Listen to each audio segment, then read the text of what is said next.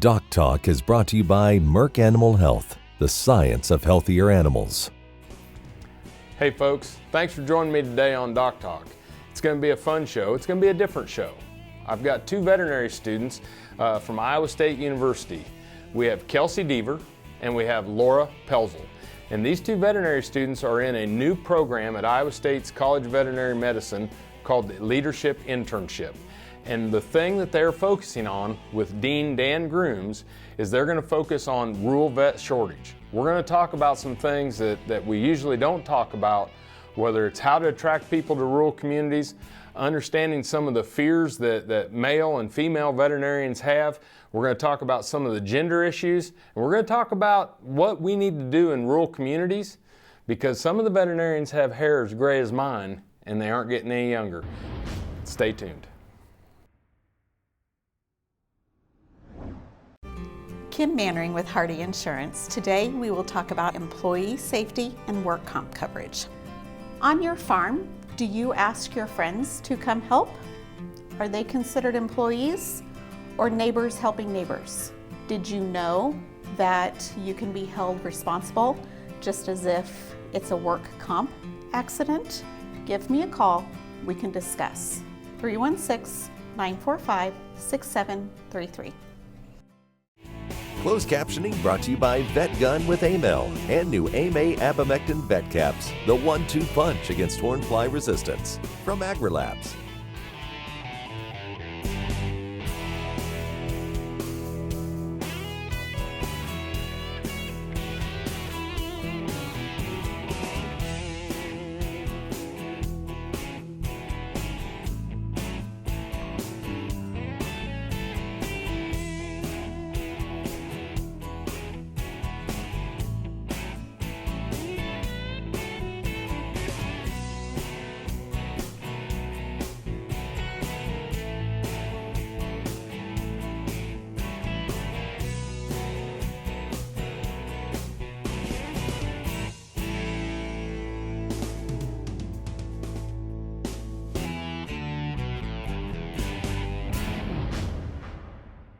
This segment is brought to you by the Beef Quality Assurance Program and the Kansas Beef Council, improving animal care and beef safety for more than 20 years. Hey folks, welcome to DocTalk. We have some special guests here. We're at Iowa State University's College of Veterinary Medicine, and we have a couple of people that were sitting in the same chairs that I was a few decades ago. But we have Kelsey Deaver and Laura Pelzel.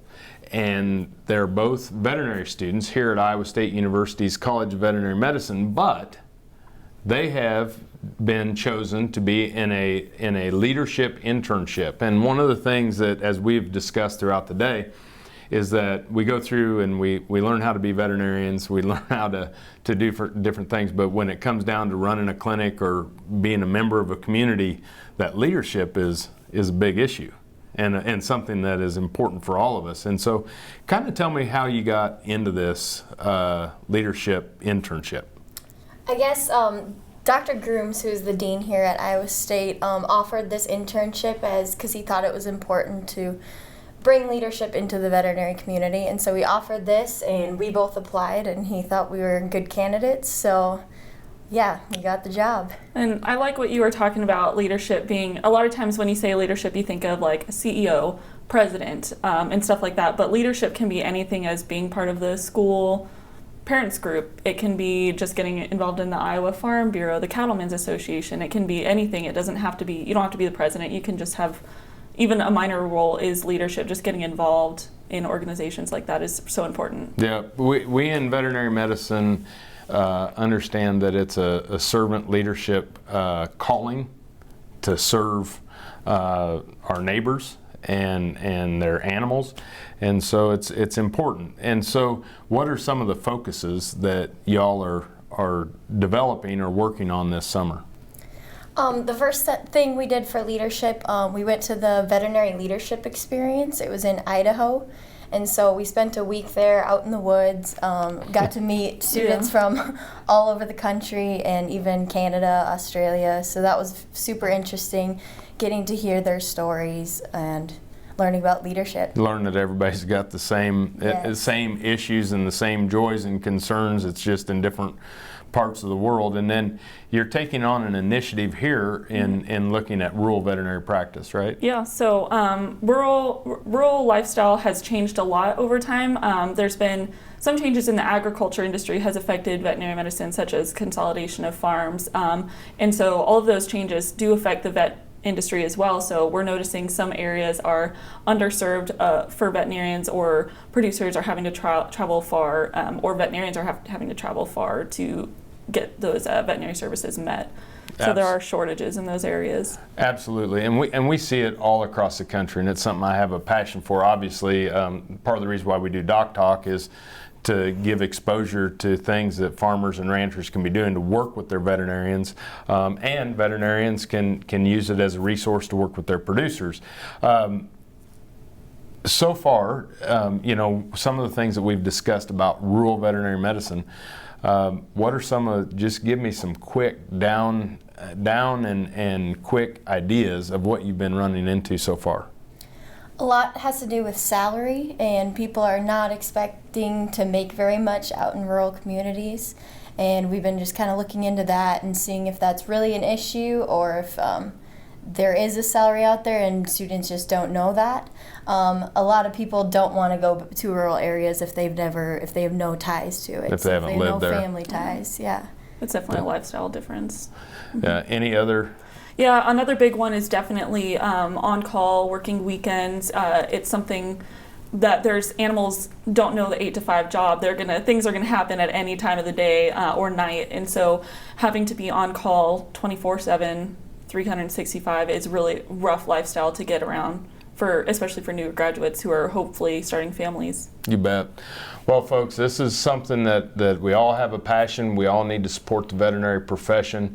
We have 2 people here in the leadership internship program that are going to help us tackle that. More from Iowa State University after these messages.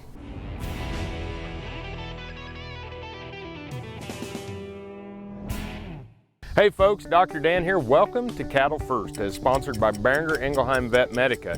And the term today, biosecurity. Biosecurity is security. It's like having a bouncer that keeps pathogens out and keeps disease out of your herd. One of the best tools you can use for biosecurity is a proper vaccination program, and work with your veterinarian on that. The second one is introduction of new animals. And when we bring new animals on the farm, making sure that if there's a disease that is important that we test for, that we have that done prior to bringing them on the premise. And if they haven't been, then we have a place to quarantine them until we can get the diagnostics back, I think is vitally important. Talking to your neighbors as cattle lean across the fence and communicate with each other, making sure that you have a community-wide biosecurity plan and vaccination plan, vitally important. Keep the disease out, be the bouncer.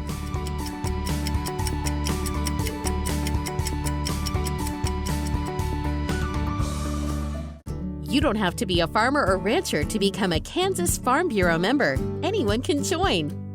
As a member, you'll get discounts on things like hotels and entertainment, health and wellness services, cell phone plans, and more. You'll also strengthen the lives of your fellow Kansans and help build strong, prosperous communities through agriculture advocacy and education. Join us today. Visit kfb.org/join to learn more. This segment is brought to you by the Beef Quality Assurance Program and the Kansas Beef Council, improving animal care and beef safety for more than 20 years. Hey folks, welcome back to DocTalk. I'm Dr. Dan Thompson, and I'm here with Kelsey Deaver and Laura Pelzel, and they're both veterinary students here at Iowa State University. They're in the leadership internship program that's been started by the new dean, Dr. Dan Grooms, who's a good friend, and we're really lucky to get Dr. Grooms to Iowa State. Food animal veterinarian, rural practice type veterinarian, but someone that, regardless if it's a small animal, exotic, food animal, what a passion for veterinary medicine, and a great role model for all of us. When we think about when we're talking offline between the commercials, there are other things that that young grads are looking for, right? And you mentioned them. Yeah, so one of the big ones for a rural lifestyle is definitely making sure you have employment for your significant other wherever you go, making sure you definitely have the social amenities to be able to, especially as a younger person, having places to go, things to do and whatnot is a big thing for us. And so yeah, that's been a struggle for sure. Yep. Another big one, we did talk about mentorship. So young veterinarians, they go out in the community and they're not ready to practice day one, get right into it, do C-sections, all that sort of thing. So just having another veterinarian there to ask questions for. You bet. So we've touched on some biggies: salary, the on-call, mentorship, and significant other being able to and having some sort of leisure life and ability to get out. And so I think that when we look at that and we look at so many times we focus on the scholarships and really what we need to be focusing on to draw people is let's get these practices up, let's have producers using veterinarians for their brains, not just their brawn, and let's do, because I don't think the issues you bring up are that different than they are for other professions, whether it's teaching and living in a rural community. So it really is a calling. So why don't each of you kind of, the one things are kind of self-explanatory, but when it comes to a mentor, what exactly do you guys look for in a mentor? Someone that, for me, is just someone that's super easy to communicate with. Definitely a big one. Just being able to ask questions, but they're not looking over my shoulder 24/7. I feel like I will know what to do when I'm done with vet school, but then there's going to be those cases that I have questions on. So being able to go to them and they're easy to communicate with. Yep. Yeah, definitely along the same lines. A lot of times you hear mentorship and you think that means hand-holding, and that's not what most students, that's not what we need or want. Having someone to, if you're at a small animal clinic and you're looking in a dog's abdomen and wondering what is that, having someone that can come and check or check this x-ray if you can, or if you're on call and you need to just have a soundboard to make sure you're on the right track. Because there's a lot to learn in vet school, and it's you can't graduate knowing everything right away. Right, and I think that when I talk to young grads, it's something that's common, and I think that whether it's the veterinarians that are hiring or the producers that are welcoming us into the community, it is an understanding that you work hard, you're very intelligent, you have high integrity, but you're not going to know everything. Mm-hmm. And having that comfort level that, hey, it's going to be pretty nerve-wracking that first C-section you do is at 2 a.m. by yourself with the entire family around to watch, right? Yeah. Mm-hmm. And so having that understanding and comfort is hugely important. Having that person that'll give you enough rope so that you can learn, because mm-hmm. that's the best way to learn is mm-hmm. through challenging work. But having that safety net underneath that, hey, can you take a look at this and that? Don't just flip me the keys and leave the clinic, right? Exactly. Well, we're going to take a break and let's come back. Let's dive more into some of the things as a new grad, some of the things that you're excited about, some of the things you're nervous about, and some of the things that maybe producers and veterinarians can do to help get more people interested in rural practice. Mm-hmm. Thanks for being with us. Thank you for being with us on DocTalk. We'll be right back.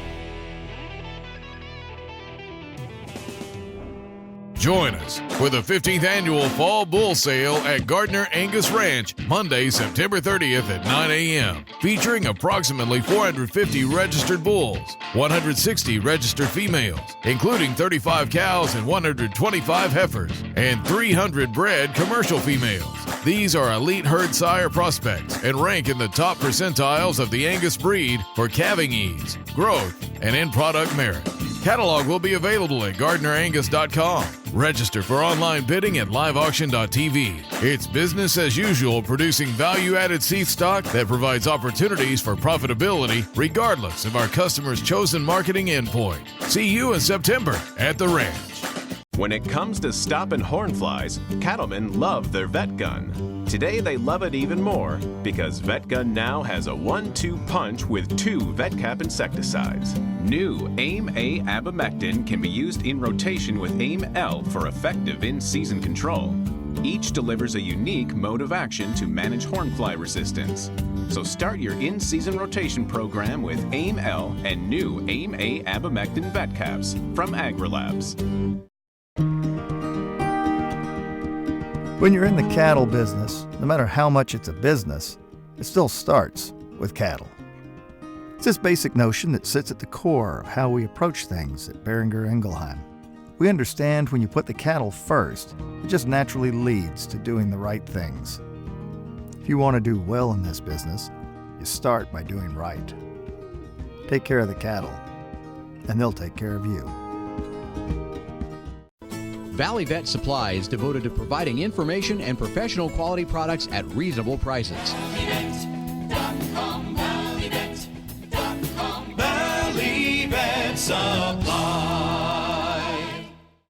This segment is brought to you by the Beef Quality Assurance Program and the Kansas Beef Council, improving animal care and beef safety for more than 20 years.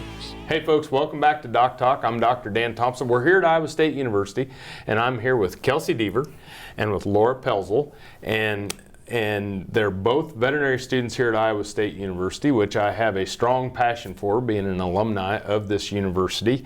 And I'm very thankful for the role that you're playing, not only as students. You know, we always say, well, you're the students, you're the leaders of tomorrow.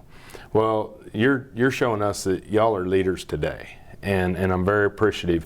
And so, you know, one of the things that's a sensitive issue, and you know, we don't know how to jump into it because I have 4 daughters, okay? And so you don't know how to jump into it and say, well, you know, what is, you know, 85% of our veterinary students are female. Yep. Okay? And one thing is that ranchers, veterinarians, they're going to have to understand that there's an 85% chance that their veterinarian is going to be female. What are some of the things that kind of, you know, how do you feel about female veterinary medicine, females in veterinary medicine and rural communities?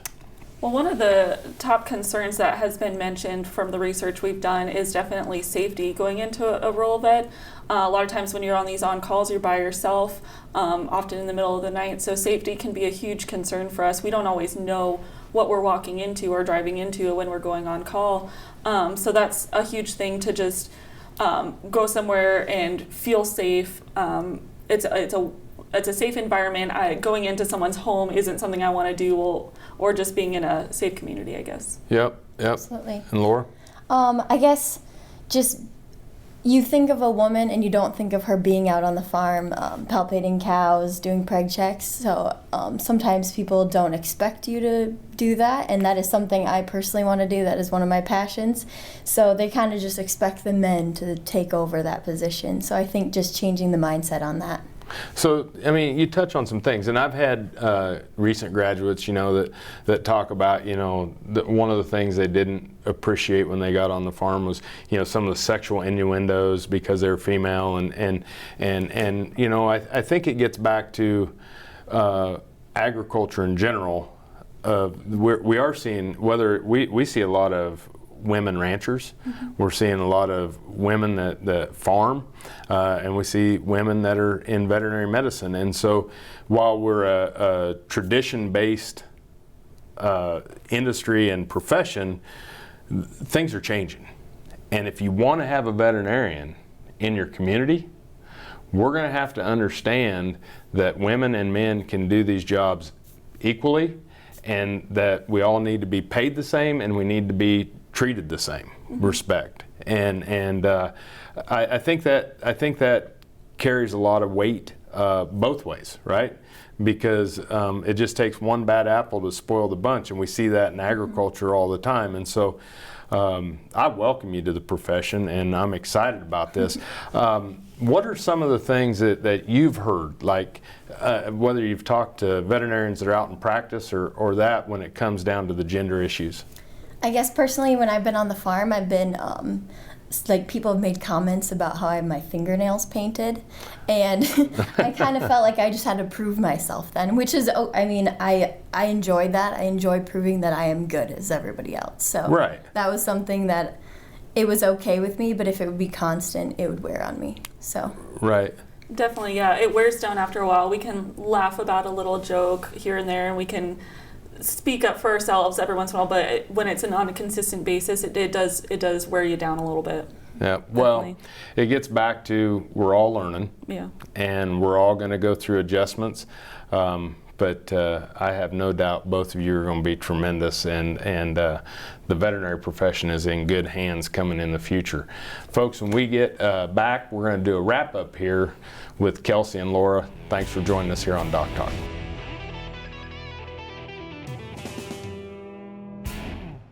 SureCrop Fertilizers was started by my father, Don Sherman, and my mother, Shirley Sherman. Family business is started in the 80s. We predominantly focus on plant nutrients and what we can do to give growers better responses with the fertilizer dollars that they do, and what we can do to make those things work better for the grower. We're based out of Seneca, Kansas. We work with growers in their soil analysis to figure out what they need, and then we can put those in a blend that gives them the best results, and so that we can deliver that direct to their farm so that they have those nutrients where they need them, when they need them, and so that they can apply them in a manner that's very efficient to them and works well in their planting systems and what they're doing. SureCrop Fertilizers has been around for a long time. We always say we're big enough to take care of everything you need, but we're small enough to do it quickly. You can get a hold of us at 1-800-635-4743. Our website is surecropfertilizers.com, and you can always email me at Corey@surecropfertilizers.com, and with any questions you have, and we're glad to answer it and work with you. Some call it a come from behind victory, an unlikely win, a reversal of fortune, snatching victory from the jaws of defeat. This is our moment, our victory dance, because we choose confidence. We choose Zuprevo for BRD treatment. Ask your veterinarian to prescribe Zuprevo. Zuprevo is a fast-acting, long-lasting BRD treatment that you can count on to get the job done. Choose confidence. Choose Zuprevo from Merck Animal Health. Valley Vet Supply is devoted to providing information and professional quality products at reasonable prices. Valley Vet Supply. This segment is brought to you by the Beef Quality Assurance Program and the Kansas Beef Council, improving animal care and beef safety for more than 20 years. Hey folks, welcome back to DocTalk. Dr. Dan Thompson here with Kelsey Deaver and Laura Pelzel, and they're both veterinary students at Iowa State University. They're part of the Leadership Internship Program, and they are doing projects focused on rural veterinary medicine and the shortage of practitioners. And one of them is we have a lot of gray-headed veterinarians in rural communities, and the shortage is real. And this kind of led, Kelsey, to what you, how started this program. Yeah, so kind of the basis behind this program starting was, I guess, a little background. You don't always recognize the importance of veterinarians until you don't have them. So we had a community reach out to us because their veterinarians were retiring. They didn't know where to go from there. No one else was wanting to come to that rural community, so they reached out to us hoping that we could send someone there or some type of getting advertisement out to that area. So really making sure to recognize your veterinarians and prepare for the ones that are going to retire is very big, because it takes years to grow roots in that community. Yeah, and Laura, it kind of gets back to that community engagement and support of veterinary medicine. Absolutely. Just getting the vets that come to your area, they're not doing it for the money. We do not get paid as well as a doctor, and it's the same degree. So we do it because we have a passion for it. So I guess just supporting your vet. They're not there for the money, but they're there for the animals. They're there for food safety. So they're there for the public health. You bet. And we've talked about this a lot, is veterinary medicine is a calling, just like military, just like the clergy, and teachers. We're there to serve our neighbors and through animal health and human health. But if you're a community and you're a small community and you want to keep Main Street open, you want to keep your schools open, a veterinarian can bring a lot of business to your community for people coming to the veterinarian and then do other things. Absolutely. So when you guys are going to get out and you pick a community, what are some of the things you're going to look for? I'm definitely going to look for somewhere my spouse can get a job, maybe the school system for my future kids. I guess buy-in potential, I would love to be a future business owner. Location is, of course, a priority, and then just the practice culture. You bet. Yeah, practice culture is definitely a big one. As far as the community, for me personally, it's a lot of geographic preference. I know I want to go somewhere where there's mountains, outdoor activities, and whatnot. So that's a big driver for me. But also the buy-in potential, wanting to really grow roots in that community and get involved. Well, I just want to kind of wrap this up by saying thank you to both of you. I kind of put you on the spot on getting on the show today. But I have such a passion for rural veterinary medicine, and when I heard what y'all were doing, folks, get a hold of Iowa State University, get a hold of Dr. Dan Grooms. I'm sure he'll pass it off to Kelsey and Laura as his interns. But let's raise the bar for rural veterinary medicine. Let's welcome people into it, and let's be forward thinking. Let's think beyond the scholarships. Thanks for watching DocTalk. Remember to always use your local veterinarian. And if you want to know more about what we do, you can find us on the web at www.doctalktv.com. I'm Dr. Dan Thompson, here with Kelsey and Laura from Iowa State University, and we'll see you down the road. Closed captioning brought to you by VetGun with Amel and new AMA Abamectin Vet Caps, the 1-2 punch against hornfly resistance from AgriLabs. For more information about this program or previous programs, go to DocTalkTV.com. DocTalk was brought to you by Merck Animal Health, the science of healthier animals. Join us for the 15th annual Fall Bull Sale at Gardner Angus Ranch, Monday, September 30th at 9 a.m., featuring approximately 450 registered bulls, 160 registered females, including 35 cows and 125 heifers, and 300 bred commercial females. These are elite herd sire prospects and rank in the top percentiles of the Angus breed for calving ease, growth, and end product merit. Catalog will be available at GardnerAngus.com. Register for online bidding at liveauction.tv. It's business as usual, producing value-added seed stock that provides opportunities for profitability regardless of our customers' chosen marketing endpoint. See you in September at the ranch. Hello, I'm Dr. Frank Lyons from Kansas Regenerative Medicine Center here in Manhattan, Kansas. Daryl was one of our patients that we did about 7 months ago.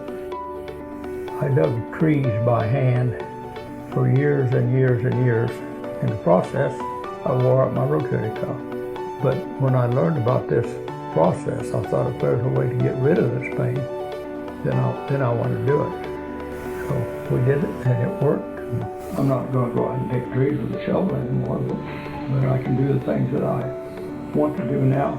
Well, it's been very gratifying to help people with their painful joints and other entities, and it's been especially gratifying to be able to help people who I know and have worked with and known for many years.